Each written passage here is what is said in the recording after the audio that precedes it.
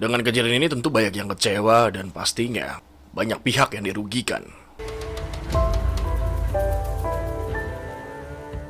Halo Bung, selamat pagi, siang atau malam saudara-saudara semua. Semoga kalian sehat selalu.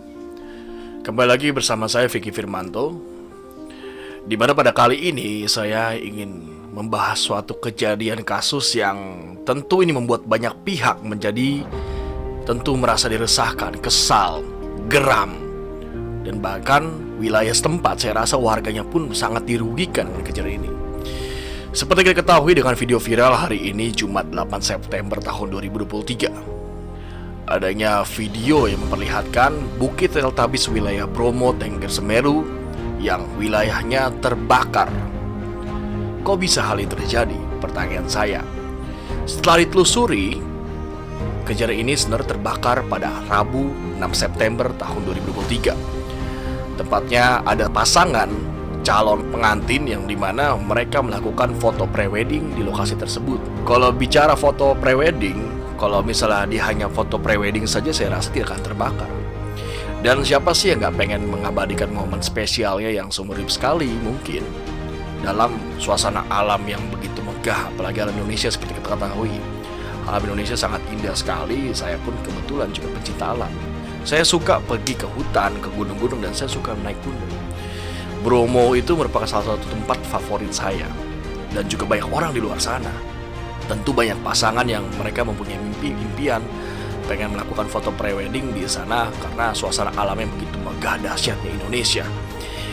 Hal ini sangat memukul sekali karena calon pengantin ini melakukan foto prewedding di lokasi bukan hanya sekedar foto, tapi menggunakan properti flare. Seperti kita ketahui, flare itu merupakan properti yang menggunakan bahan mesiu tentunya, yang menghasilkan cahaya yang merupakan itu hasil dari pembakaran, dan itu api, bukan cahaya lampu. Dan itu sangat berbahaya ketika berada di lokasi yang mudah terbakar, apalagi kawasan Bukit Teletubbies Bromo. Itu banyak sekali rumput kering di lokasi tersebut. Kok nggak berpikir secara logika, kok nggak berpikir dampaknya gitu? Saya nggak paham apakah hanya karena ditutupi rasa egois, ditutupi karena rasa ingin pamer di media sosial karena pengen fotonya bagus, viral, dan lain-lain. Bromo itu bukan hanya tentang wilayah yang sangat indah, tapi salah satu tempat yang cukup sakral karena mempunyai sejarahnya dan historinya sendiri.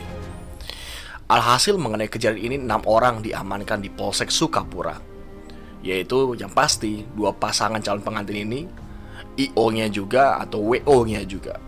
Salah satu yang pasti diamankan adalah di mana pihak kepala dari WO ini atau wedding organizer berinisial AW berusia 41 tahun. Ia diamankan karena kejadian ini. Ini merupakan kejadian yang bisa dikatakan kelalaian, tapi bukan hanya kelalaian, tapi kebodohan saya rasa. Kenapa seperti itu? Ya tadi saya sampaikan, ini tempat yang mudah terbakar. Kenapa menggunakan flare? Di alam terbuka itu saya rasa tidak dianjurkan. Dan yang parahnya ternyata orang-orang ini saat di lokasi hari Rabu pada pukul 5 sore melakukan aktivitas, dan kejadian juga terjadi pada saat itu. Ketika flare percikannya jatuh ke rumput, apinya kecil didiamkan sama mereka sampai kebakaran akhir besar. Terlihat video yang viral di mana memperlihatkan ketika api sudah cukup besar, mereka seperti santai saja, biasa aja, nggak panik gitu. Ketika orang di wilayah komplek aja ketika bakar sampah, apinya membesar, pasti panik. Itu api sebesar itu kok biasa aja? Itu menjadi pertanyaan saya. Entah panik, bingung, atau bagaimana? Atau bagi dia tidak penting?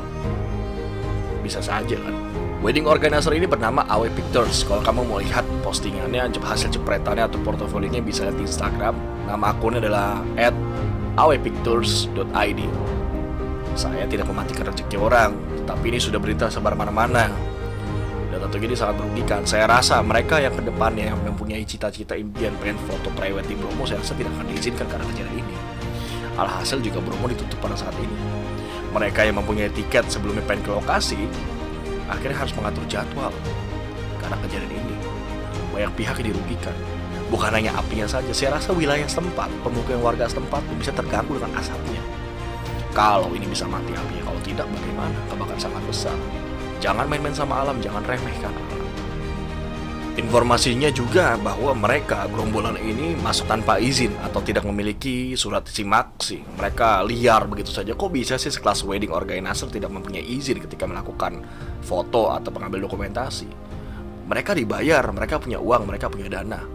Kok mereka nggak mau membayar kawasan seperti ini? Jangan mentang-mentang alam memang ciptaan Tuhan, semua orang mempunyai hak untuk alam. Tetapi alam ini dia kelola dan alam ini yang jaga untuk menghindari hal-hal seperti ini. Dan yang saya pertanyakan juga, kenapa ketika di lokasi tersebut harus ada simaksi, surat izinnya, kok tidak ada petugas yang berjaga seperti polisi hutan atau apapun itu? Harusnya kan ada ya. Dalam kejadian ini pun pihak kepolisian menyebutkan kasus ini dijerat pasal 50 ayat 3 huruf D junto pasal 78 ayat 4 Undang-Undang Nomor 41 Tahun 1999 tentang kehutanan sebagaimana diubah dalam pasal 50 ayat 2 huruf B junto pasal 78 ayat 5 Undang-Undang Nomor 6 Tahun 2023 tentang penetapan PP pengganti UU RI 2/2022 tentang Cipta Kerja menjadi undang-undang atau pasal 188 KUHP, di mana para tersangka terancam hukuman penjara paling lama 5 tahun dan denda paling banyak adalah 1,5 miliar rupiah. Para pencinta alam pasti kesal banget, warga sekitar pasti kesal banget, netizen juga pasti kesal banget. Saya nggak tahu kedepannya bagaimana proses hukumnya. Yang pasti memang ini mungkin tidak kesengajaan, tapi harusnya ketika api itu nyala, percikannya dari flare itu dipadamkan buru-buru, jangan didiamkan. Momentum berharga, pasangannya sedang memadu kasih, pengen menikah, akhirnya menjadi suatu hal yang malapetaka. Dalam hal ini menjadi pembelajaran untuk kita semua. Ketika kita bertindak di alam, haruslah difikirkan dan terukur. Tentunya jangan mementingkan egoisme sendiri, tapi pikirkan sebab akibat dampak yang kita lakukan. Itu saja yang ingin saya sampaikan. Saya Vicky Firmanto, undur diri. Semoga teman-teman sehat selalu dan tentunya hal ini menjadi pembelajaran untuk kita semua. Salam lestari, salam rahayu. Semoga alam di Indonesiaku kembali